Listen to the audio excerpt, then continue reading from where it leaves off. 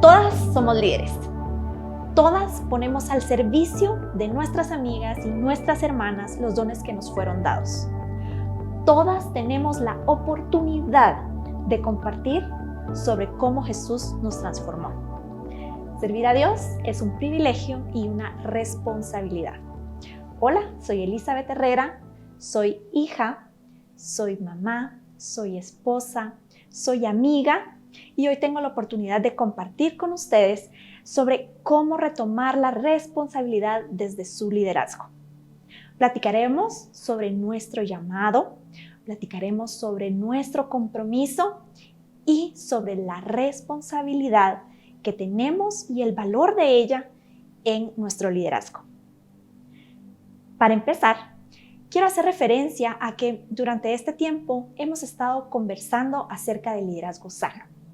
Y lo primero que me gustaría hacer es poder definir la palabra liderazgo. Un líder es la persona que tiene la capacidad de influir en otros, es quien dirige y quien de forma natural es seguido. Para llegar a influir de una forma positiva, un líder debe tener cualidades y las vamos a enumerar. 1, la creatividad. 2, la comunicación eficaz. 3, la receptividad y la empatía. 4, la adaptación al cambio. 5, nuestro compromiso y pasión.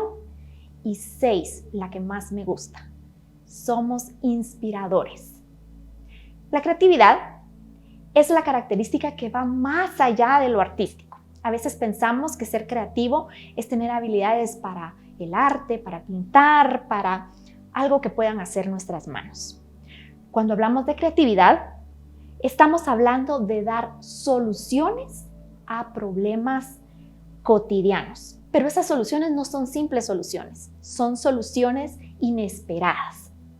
La creatividad es igual a curiosidad, a imaginación, a valentía. Y algo muy importante de la creatividad es que la creatividad nos permite expresarnos correctamente sobre algo que pensamos o que sentimos. La segunda característica del líder es comunicación eficaz. A pesar de que todos hablamos un mismo idioma, la comunicación no suele ser nuestra mejor cualidad o nuestra mejor característica.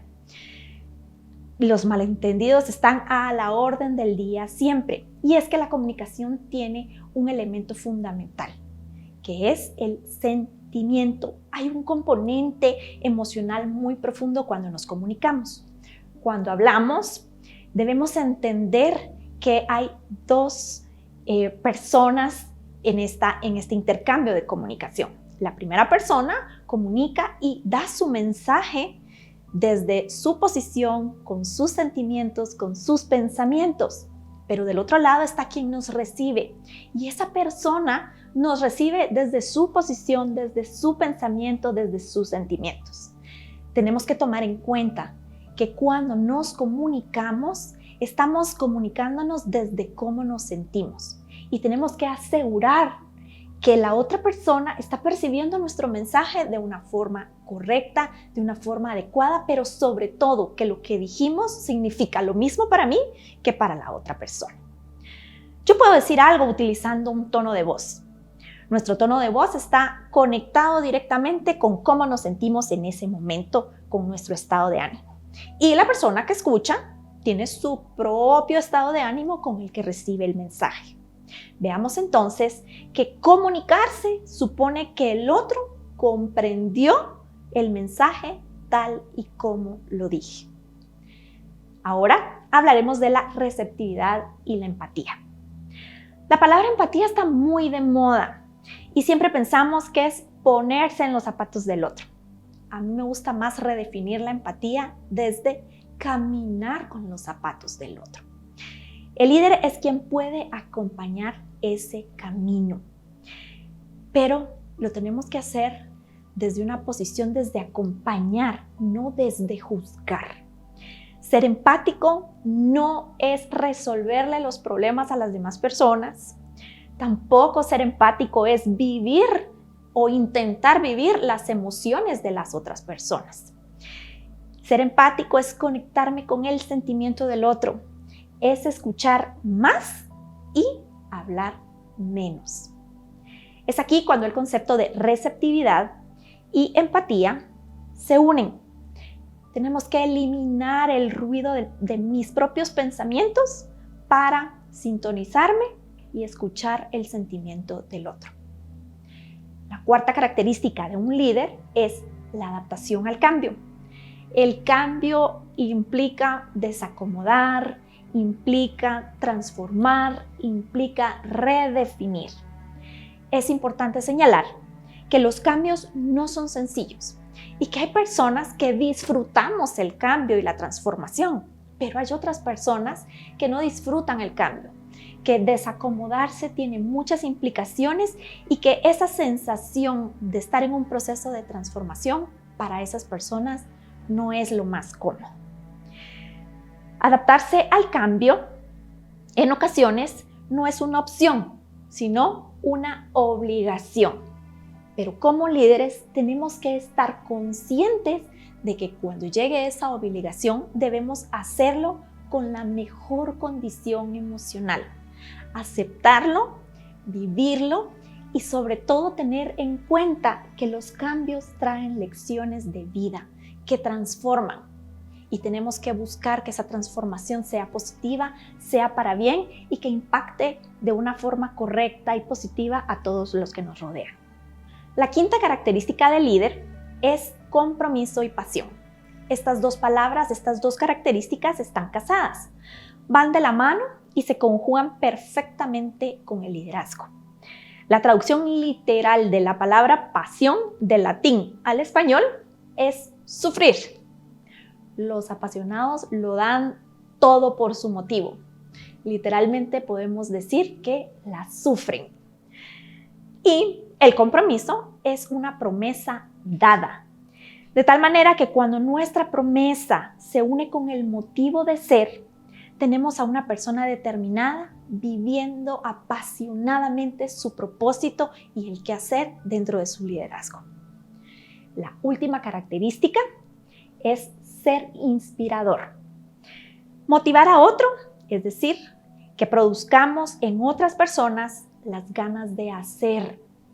Para inspirar a otros es necesario estar en sintonía, ser coherentes con lo que pensamos, con lo que sentimos y con lo que actuamos. Recordemos que lo que las otras personas ven son nuestras acciones. Así que esa coherencia, ese traslape que tiene que haber entre lo que pensamos y sentimos se va a poner de manifiesto en todas nuestras acciones. El liderazgo que fue depositado en cada una de nosotras no es una obra o una encomienda humana. El liderazgo que hay en cada una de nosotras fue dado por Dios, es decir, que cada una tenemos un llamado especial. Y vamos a hacer énfasis en eso, en el llamado de Dios. Considero que el llamado de Dios lo tenemos todos los que hemos recibido a Cristo Jesús en nuestro corazón, tal y como lo dice Romanos 10:9, que dice que si confesamos con nuestra boca al Señor Jesús y creemos con el corazón, seremos salvos. Por tanto, aceptamos vivir como hijos de Dios. Para todos los hijos, el llamado es el mismo, y el llamado lo encontramos en Mateo 28:19. Y dice, id y haced discípulos a todas las naciones, bautizándolos en el nombre del Padre, del Hijo y del Espíritu Santo. Lo que me lleva a hacerles dos preguntas claves. La primera, ¿cómo experimentamos nuestro llamado? Y la segunda, ¿a través de qué y cómo cumplo yo el llamado de Dios? La respuesta es simple a las dos preguntas y es la misma respuesta. Yo cumplo mi llamado a través de quien yo soy, a través de mis características personales, a través de las habilidades que tengo o de esas características del contexto en donde yo me desenvuelvo. Por eso hay tantas formas de ir y hacer discípulos. Los discípulos no solamente los hacemos en la iglesia, los discípulos los hacemos en el lugar en donde estemos haciendo lo que hacemos con cualquiera de nuestros roles. Por ejemplo, lo que actuamos en nuestros trabajos, en nuestras familias. Y aquí me detengo para hacer énfasis en algo que para mí hace mucho sentido. Y es que nuestro primer ministerio y nuestro primer llamado es en nuestro hogar, en nuestra casa. Ya sea que tú seas hija, ya sea que tú seas mamá, ya sea que tú seas esposa o que seas soltera y que tengas una comunidad de amigas. Es allí en donde tú debes cumplir tu llamado de ir y hacer discípulos. Cuando hablamos de las características personales, podemos hacer referencia a 3 cosas que están estrechamente vinculadas. La primera, el temperamento. La segunda, el carácter. Y la tercera, la personalidad. Yo sé que este tema es muy curioso, causa mucha curiosidad, pero vamos a hablar un poquitito de cada uno de ellos. El temperamento es el componente biológico de la personalidad. Es lo innato, es inherente a cada individuo y es difícil de cambiar. Así nacemos con nuestro temperamento. Y luego está el carácter. El carácter es el componente de la personalidad que va modificándose, transformándose a través de las experiencias de vida que vamos sumando. Y por último, la personalidad. ¿Qué es la personalidad? La personalidad es la suma de lo inherente, o sea, de nuestro temperamento, más las experiencias que hemos vivido. En la personalidad se ponen de manifiesto las conductas que se construyen en nuestro pensamiento y lo que sentimos y hemos aprendido de esos pensamientos. Así, nuestras características personales nos permitirán hablar de Dios con cierta fluidez, por ejemplo, con mucho público, en un escenario, o nuestras características personales nos permitirán subirnos a un escenario y cantar, o sentarnos en el bus, en el transporte donde estemos y hablarle a un desconocido de Cristo. O probablemente nuestras características no sean de exponernos a muchas personas, pero sí estando en nuestro trabajo, ya sea que tú trabajes con niños, que trabajes con adultos, que trabajes con personas de la tercera edad y puedas hacer ese 1 a 1. Es necesario que nuestras características personales se pongan de manifiesto en el cumplimiento de nuestro llamado. Lo importante es entender que quienes somos y lo que hacemos debe ser útil en el cumplimiento del llamado de Dios a sus hijos. Ese llamado tiene un componente fundamental para poderlo materializar y ese componente se llama compromiso. Un compromiso es una obligación adquirida ante una promesa dada a otra persona. Cuando una persona hace un compromiso, está tomando la responsabilidad de realizar una actividad o tarea en un tiempo determinado. Cumplir con un compromiso es considerado una virtud y es tan importante cumplirlo porque cuando nosotros nos hemos comprometido a hacer algo, la otra persona depositó en nosotros toda su confianza. Así que no es válido defraudar la confianza de alguien más. Muchas veces solemos comprometernos con ligereza y luego nos encontramos emproblemados con el compromiso que adquirimos. Por eso quiero compartir con ustedes algunos tips, consejos que pueden ser útiles antes de hacer un compromiso. Número 1, conocer de qué se trata el compromiso.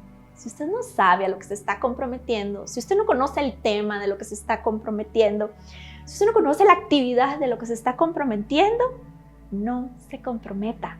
Conocer el tema o las personas con las que estableces un acuerdo garantiza que puedas cumplirlo responsablemente. 2, planificar. Cuando planificamos, tomamos en consideración dos grandes aspectos: el tiempo y las pequeñas tareas que suman a esa actividad para que yo pueda cumplir mi compromiso.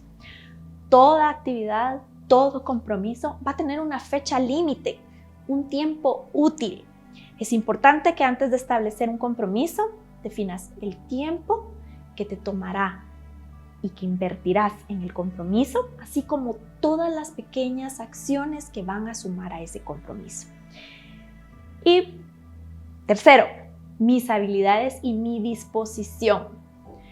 No te comprometas a algo en donde tus habilidades personales, tus habilidades, lo que tú sabes hacer, no está en sintonía con el compromiso. Y si lo vas a hacer, si te vas a comprometer sabiendo que tus habilidades no van con ese compromiso, tienes que estar dispuesta a aprender para poder cumplir con el compromiso y con la promesa que diste.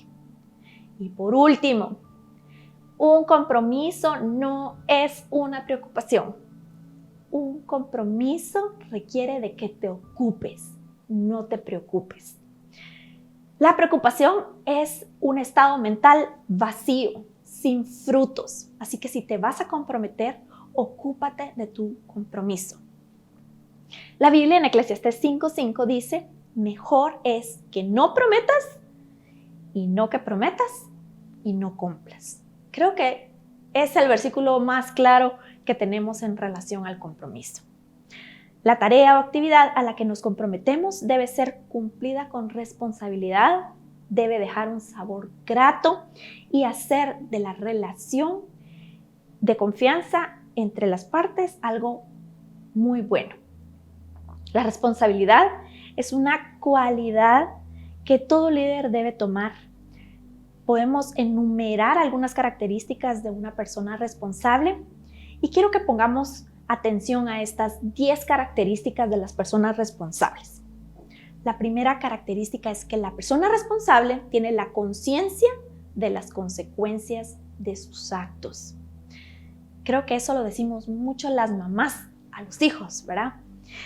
Cualquier acción, cualquier palabra tiene consecuencias, no importa la edad que tengamos o la intención con la que hayamos actuado o hayamos hablado. Las consecuencias son inevitables y nos motivan a pensar antes de actuar, a tener el control de quiénes somos.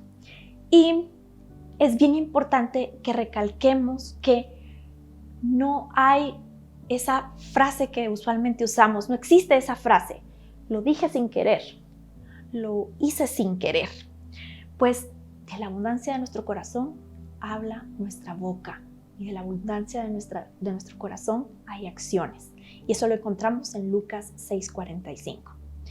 Yo las invito a que cada una seamos conscientes de que no hay palabra dicha o acto que hayamos ejecutado que podamos echar en el tiempo para atrás y hacer como que no sucedió.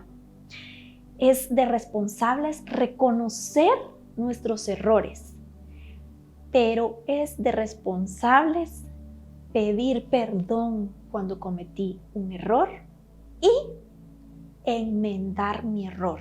No solamente es llegar y decir: me equivoqué, perdóname, sino es: me equivoqué, perdóname, y ahora voy a hacer esto o voy a hacer lo otro para reparar el daño que hice con mi equivocación. La segunda característica de las personas responsables es ser fiel a las obligaciones. Es tener la capacidad mental y emocional de cumplir con la obligación. Luego de ser fiel a Dios, la principal persona con la que tengo que ser fiel es conmigo misma. Es muy importante que tengamos claro que esa fidelidad con nosotras mismas nos va a llevar a lugares bonitos, nos va a llevar a lugares de éxito. No hay nada más bonito que sentir la satisfacción de haber cumplido con una obligación. Cuando terminamos nuestro día, después de haber hecho todas las tareas del día, si usted trabaja, ya fue a su trabajo y al mismo tiempo es mamá y al mismo tiempo es ama de casa, no hay nada más bonito que cuando llegamos a nuestra cama decir: muy bien, cumplí con todas mis obligaciones del día y lo hice bien, y lo hice con amor, lo hice con respeto.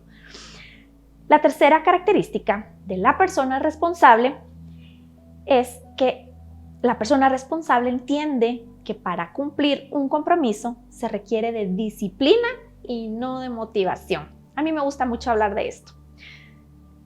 Hacer algo cuando yo estoy con todo el ánimo de hacerlo es muy bonito y puede ser satisfactorio. Pero hacer algo cuando no tengo ganas de hacerlo, pero sé que es mi obligación y mi responsabilidad hacerlo, tiene más satisfacción. Sentirse cansado es válido. Inclusive el sentirse cansado puede llegar a ser un medidor de nuestro compromiso. Pero ante todo debemos saber y estar conscientes que un compromiso adquirido requiere de disciplina, de hacer aún cuando no hayan ganas de hacer.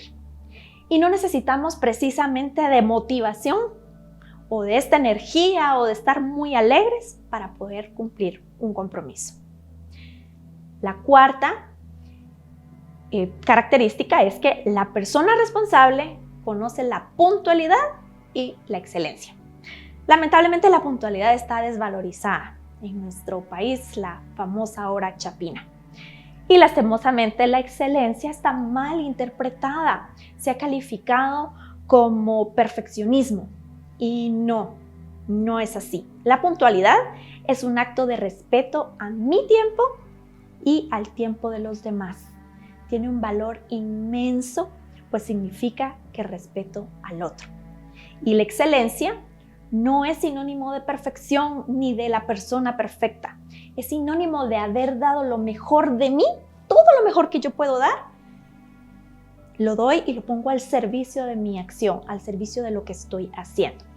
Cuando una persona da lo mejor de sí misma, brilla y sus acciones siempre serán gratas y agradables y bienvenidas. La persona responsable, esta es la quinta característica, habla con sinceridad y honestidad. No hay mentira en sus palabras. Cuando somos responsables, no hay mentira en nuestras palabras. La verdad siempre trae libertad.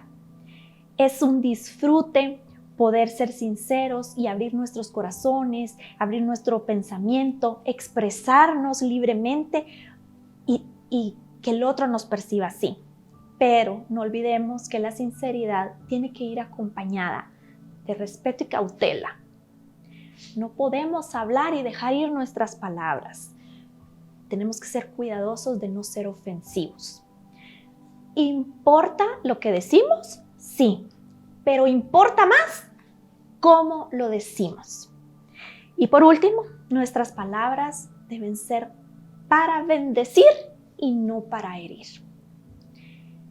La sexta característica de esas personas responsables. La persona responsable es respetuosa del prójimo. ¿Quién es el prójimo? Todos. El prójimo es la persona que me agrada. El prójimo es la persona que no me agrada. Incluye a todos, el que me agrada, el que no me agrada. Ser respetuoso con el prójimo es reconocer sus derechos y obligaciones en la misma medida en la que yo reconozco mis derechos y mis obligaciones. Ser respetuoso con el prójimo es recordar las palabras de Romanos 12:18. Este es un verso que me encanta.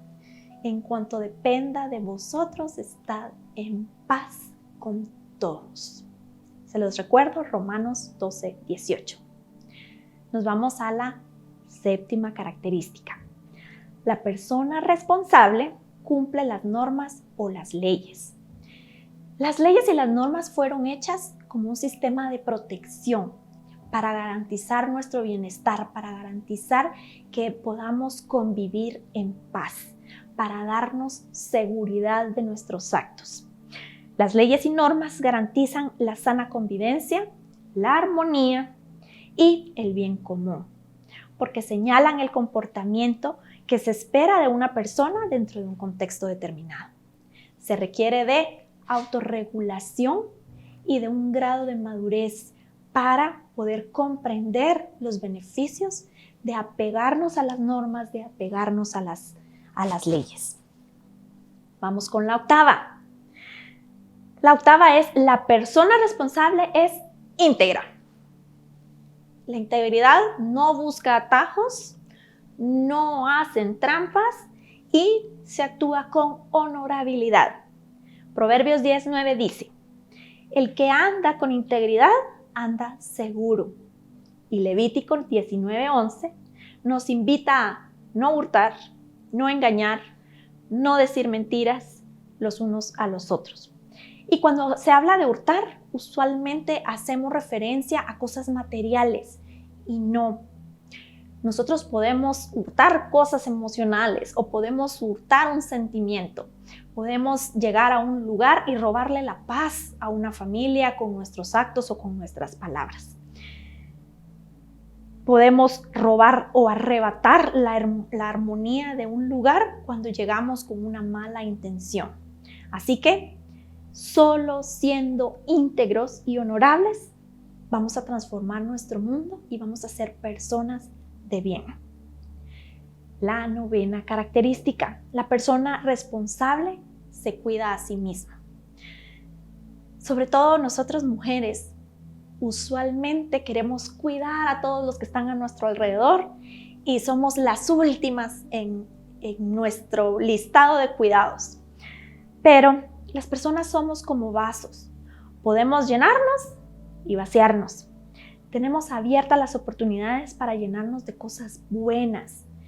Mi invitación es que procuremos llenarnos de cosas buenas, de cuidarnos en lo físico, todo nuestro aspecto físico, cómo nos vestimos, cómo nos peinamos, nuestra higiene personal, en lo espiritual, a dónde vamos, qué vemos, qué cosas consumimos en la televisión, en nuestro celular, en las redes sociales, y en lo emocional. Cuidar nuestro corazón, estar con las personas correctas, con las personas que nos bendicen y no con las personas que nos hieren. Estar con las personas que nos aman y no con las personas que más o menos nos caen bien. Priorizar el bienestar propio para que cuando necesitemos darnos a otros, tengamos suficiente de nuestro haber para dar. Y la última característica: las personas responsables establecen límites en sus relaciones interpersonales.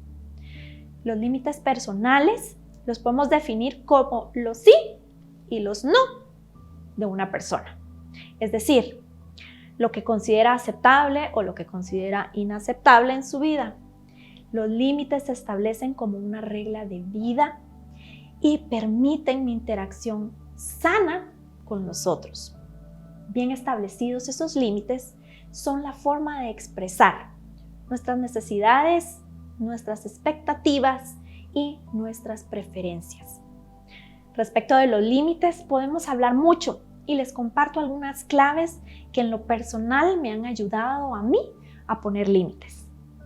La primera clave es autoexaminarme. En el área en donde yo quiero poner límites, si yo quiero poner límites en el área familiar, si yo quiero poner límites en el área laboral, si yo quiero poner límites con mi pareja, si yo quiero poner límites con mis vecinos. El proceso más sencillo para autoexaminarme es preguntarme: ¿estoy cómodo con X situación? Y vamos a saber si estamos cómodas o no. Y la otra pregunta: ¿me siento valorado con X situación o estando en X lugar? Y la tercera, que es la clave: si yo fuera la otra persona, ¿qué pensaría de mí estando en esa situación? Así que la invitación es a pensar en estas tres preguntas y a autoexaminar. La segunda clave es aprender a negarme. Decir no es complicado, sobre todo cuando nuestra respuesta constante a todas las peticiones y demandas de nuestro entorno es sí. Cuando decimos sí constantemente, ponemos en riesgo nuestra autoestima porque no valoramos las necesidades propias. Por el contrario, anteponemos las necesidades de los demás antes que nuestro bienestar y nuestras necesidades. Así que aprenda a negarse, aprenda a decir no. Eso también es sano. La tercera clave es ser firme.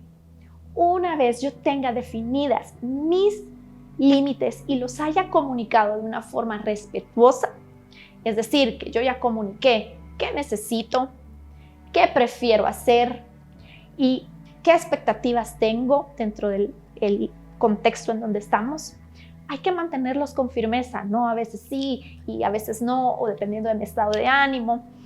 Tenemos que ser consistentes con lo que pensamos, con lo que sentimos y sobre todo en cómo manejamos los límites. Recuerden que no es egoísmo, sino es un acto de autocuidado y de autorrespeto. La cuarta clave es reconocer cuando no puedo solo. Pedir ayuda de cualquier tipo. Pedir ayuda espiritual, pedir ayuda emocional, pedir ayuda física. Es un acto de valentía.